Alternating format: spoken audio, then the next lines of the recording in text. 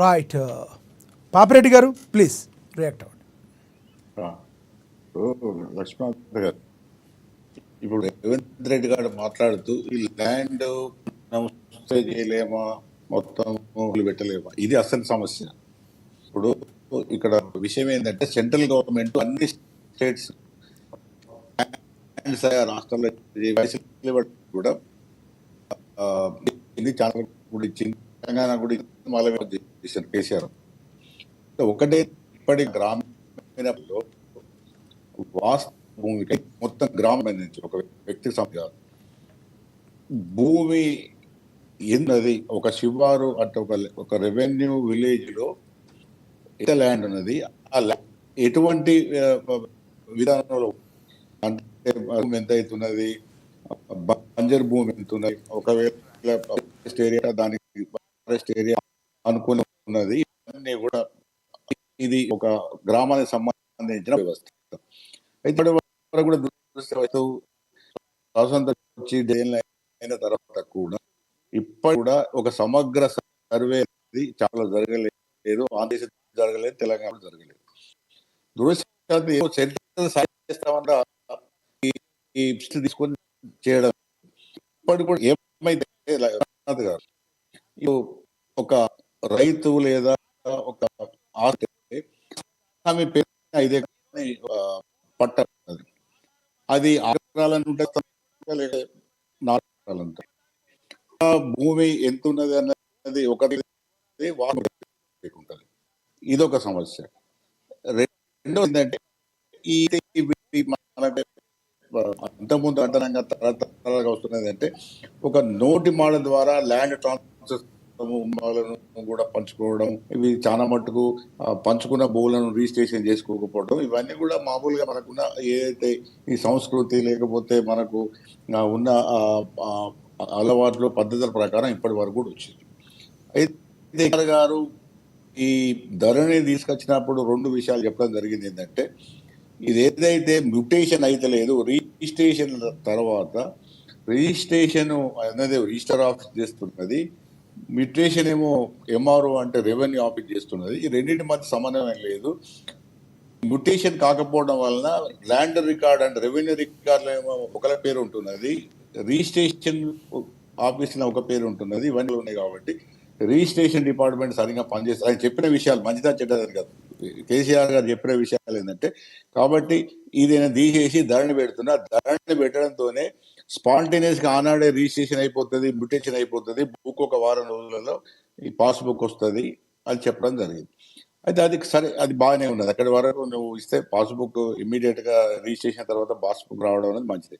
కానీ దానిలో అనేకమైన ఏదైతే ఎప్పుడైతే ధరణ పెట్టారో, ఇంతకుముందు వెంకటరెడ్డి గారు మంచిగా చెప్పారు, అనేకమైన సమస్యలు దానిలో ఉన్నవి.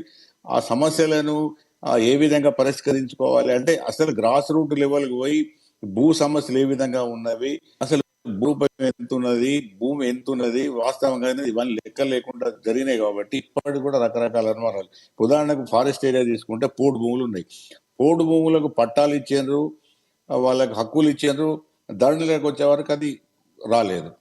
అట్లాగే చాలా మట్టుకు లమ్మాడా వాళ్ళు కూడా నేను చూసిన, వరంగల్, ఖమ్మం, మిగతా ఏరియాలో వాళ్ళు బంజారా వాళ్ళు చాలా మట్టుకు ఏది ఫారెస్ట్ దగ్గర ఉన్న చిన్న చిన్న చిలుకలు చెట్లు కొట్టుకొని వాళ్ళు ఎప్పటి నుంచి దాదాపు ఒక 60 నుంచి వ్యవసాయం చేసుకుంటున్నారు. వాళ్ళకు కూడా పట్టాలు వచ్చినాయి. కానీ ఈ ధరణికి వచ్చే వరకు వాళ్ళకు కూడా పట్టాలు రాలేదు, రైతు బంధు రాలేదు, చాలా సమస్యలు వాళ్ళకి వచ్చినాయి. అదంతా కూడా ఏమైందంటే ఈ ల్యాండ్ అంతా కూడా గవర్నమెంట్ L1 పెట్టి గవర్నమెంట్ ల్యాండ్ అని చెప్పడం జరిగింది. మొత్తం ఏవైతే ఈ సరిగ్గా రికార్డ్స్ లేక ఉన్నదో, ఈ రైతులు ఒక 50-60 సంవత్సరాల నుంచి దాని మీద సాగు చేస్తున్నదంతా కూడా అదంతా కూడా గవర్నమెంట్ ల్యాండ్ అని పెట్టడం, అనేక రకాల సమస్యలు వచ్చినాయి. దాంతో పెద్ద ఎత్తున విమర్శలు వచ్చినాయి, వ్యతిరేకత కూడా వచ్చింది. ఇది ఒక పార్ట్. అయితే ఇప్పుడు ఈ భూమాత వచ్చిన తర్వాత కూడా ఇవన్నీ సమస్యలను ఒక సమగ్రమైన దృక్పథంతో, విచారణతో, ఏదైతే ధరణిలో ఏ సమస్యలు వచ్చినాయో ఆ సమస్యలకు సరి అయిన పరిష్కారం నేను ఎందుకంటే నేను ఎందుకు మాట్లాడుతున్నా అంటే ఇప్పటి వరకు కూడా తెలంగాణలో ఎంత భూమి ఉన్నది, ఏ తరహా ఏ పద్ధతిలో భూమి ఉన్నది అనేది కూడా ప్రభుత్వానికి తెలియదు, ఎవరికి తెలియదు. ఇప్పటి వరకు కూడా పరిస్థితి ఉన్నది. ఇప్పటి వరకు కూడా సమగ్ర సర్వే అనేది ఒక రాష్ట్రంగా చేయలేదు. సెంట్రల్ గవర్నమెంట్ అన్ని స్టేట్లకు చేయమని చెప్పింది, దురదృష్టవశాత్తు ఏంటంటే వాళ్ళు మనీ కూడా ఇచ్చారు, డబ్బులు కూడా ఇచ్చారు, మేమే ఖర్చు భరిస్తామని చెప్పారు. కానీ రాష్ట్రాలు ఎందుకు వాళ్ళకున్న కారణాలు ఏంది, వాళ్ళకున్న సమస్యలు ఏందో వాళ్ళు ఇప్పటివరకు తెలంగాణ ప్రభుత్వం ముందుకొచ్చి తీసుకోవాలి. ఒకటి ఏంటంటే ఈ భూమాత కరెక్ట్ గా విజయవంతం కావాలంటే ధరణిలో ఉన్న సమస్యలు మళ్ళీ రిపీట్ కాకుండా రైతులకు కానీ మిగతా ఏవైతే యజమానులు వాళ్ళకు న్యాయం జరగాలంటే మొదలు సమగ్ర సర్వే కావాలి. అది ఇంకొక 5 నెలలు అవుతుందా, 6 నెలలు అవుతుందా, ఏం జరుగుతుందో, ఏ విధంగా చేస్తారనేది కాదు నాకు తెలియదు. కానీ ఆ సమగ్ర తెలంగాణ భూ సర్వే చేస్తే తప్ప ఈ ఈ భూమాత అంటే అది లేకుండా మేము కూడా ఏదో మాకు ఈ ఇన్ఫర్మేషన్ ఉన్నది, గది ఉన్నది, గది ఉన్నది, మళ్ళీ మేము అమలు చేస్తే గీ సమస్యలు వచ్చినాయి, గా సమస్యలు వచ్చినాయి చెప్తే ఇప్పుడు మళ్ళీ సమస్య మొదలుకి వస్తుంది. కాబట్టి ఒకటి ఏంటంటే ఇప్పటికే 15 నెలలు అయిపోయింది. ఒకవేళ తీసుకున్నది కాంగ్రెస్ ప్రభుత్వం పార్టీ తీసుకున్నది కాబట్టి ఇప్పటికే ఇవన్నీ కూడా చేసి ఉండి ఇప్పుడు మళ్ళా ఈ భూమాత ఇంప్లిమెంట్ చేస్తే బాగుండేది. కానీ చాలా సమస్యలు వీళ్ళకి అర్థం కాకుండానే, దాని మీద అవగాహన లేకుండానే, దాని మీద ఒక పట్టు రాకుండానే మళ్ళీ పెట్టేశారు. పెట్టేటప్పుడు జరిగేది ఏంటంటే మళ్ళీ రకరకాల అనుమానాలు, రకరకాల సమస్యలు, ఇవన్నీ ఏమైందంటే మళ్ళీ అదేమైందంటే వైద్యం చేస్తే వికటిస్తే ఉన్నదానికన్నా కూడా ప్రమాదమే అవకాశం ఉంటుంది. కాబట్టి అట్లా కాకుండా మాట ఉండలో మేము ఫీల్ అయ్యేది ఏంటంటే జాగ్రత్తగా దీన్ని పరిశీలించండి, భూ సమగ్ర సర్వే చేయించండి. మీరు చేస్తారా లేకపోతే సెంట్రల్ ఇచ్చే ఫండ్ తీసుకొని చేస్తారా, ఏ విధంగా చేస్తారా చేయని. కానీ దీనికి కూడా అక్షాంశ రేషాలు అంటారు.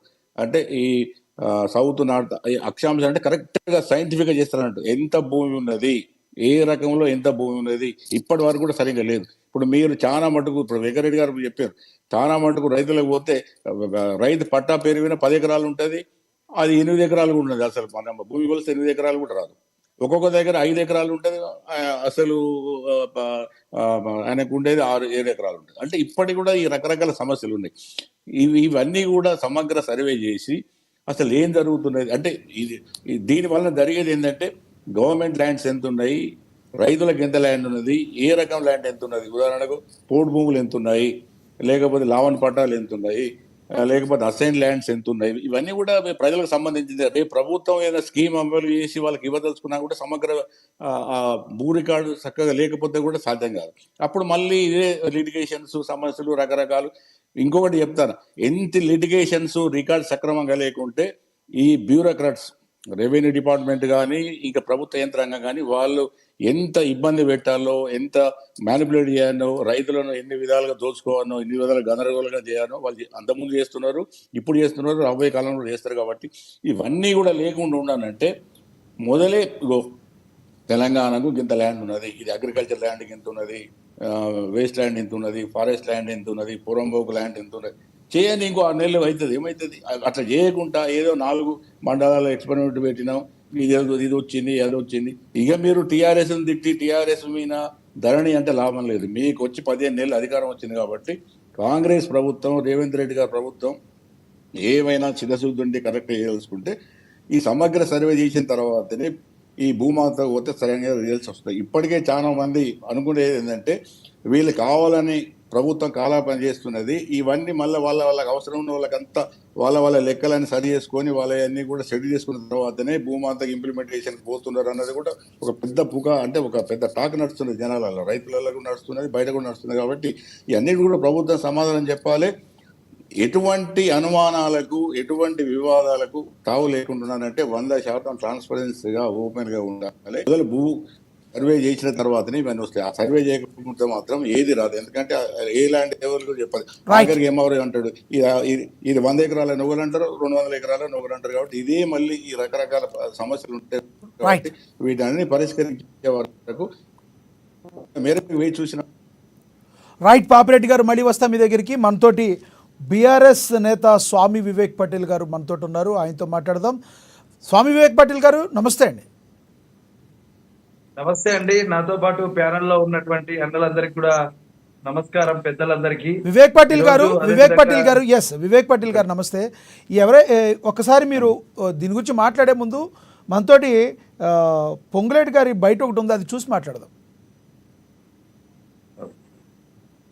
ఆనాటి దొరల తెచ్చిన చట్టం వారి స్వార్థం కోసం తెచ్చిన చట్టం కావటం వల్లనే 2020 చట్టం అని ఏదైతే తెచ్చారో 4 గోడల మధ్య నలుగురు వ్యక్తులు కూర్చొని ప్రజల అభిప్రాయానికి రైతుల కోరికకు భూములున్న ఆసాములకి గుండెల్లో రైళ్లు పరిగెత్తే చట్టము ప్రతిఫలమే మొన్నటి ఎన్నికల్లో ఆనాటి ప్రభుత్వానికి ప్రజలిచ్చిన తీర్పు. అంతేకాదు ఆ చట్టము చేయటం కూడా చాలా విచిత్రంగా పేరుకు చట్టం అయితే చేశారు. ఆ చట్టానికి రూల్స్ రెగ్యులేషన్స్ అంటే ఏమీ లేవు. దొరగారికి తెల్లవారుజామున ఏ ఆలోచన వస్తే ఆ ఆలోచనే రూల్స్ అండ్ రెగ్యులేషన్స్.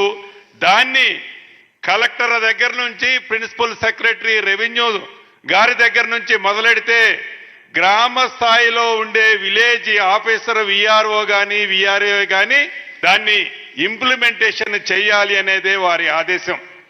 అలా చెయ్యలేదనే విఆర్ఏ వ్యవస్థని అర్ధరాత్రి ఒక కలమ పోటుతో ఆ వ్యవస్థని టోటల్ గా డిమాలిషన్ చేసిన ఆ దొరవారు ప్రవర్తన మనకి తెలియంది కాదు.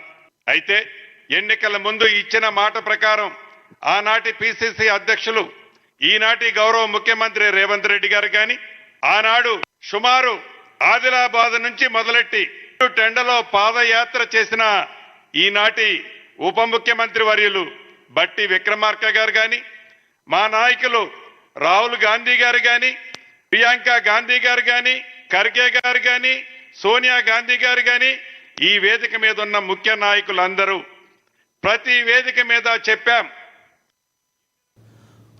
వివేక్ పాటిల్ గారు, పొంగులేటి గారు మాట్లాడింది విన్నారు. ఒక దొర తీసుకొచ్చిన చట్టం ఎంతగానో అందరినీ కూడా బాధ కలిగించింది, వాళ్ళకి చాలా ప్రాబ్లంని చేకూర్చింది. కాబట్టి అలాంటి మ్యాండేటరీ ఇచ్చారు. పొంగులేటి గారి వ్యాఖ్యలను ఎలా చూస్తారు? దాన్ని ఏదైతే ధరణిలో జరిగిన అన్యాయాల్ని భూభారత్తో మేము ప్రజలకి న్యాయం చేస్తామని చెప్తున్నారు, ఏమంటారు?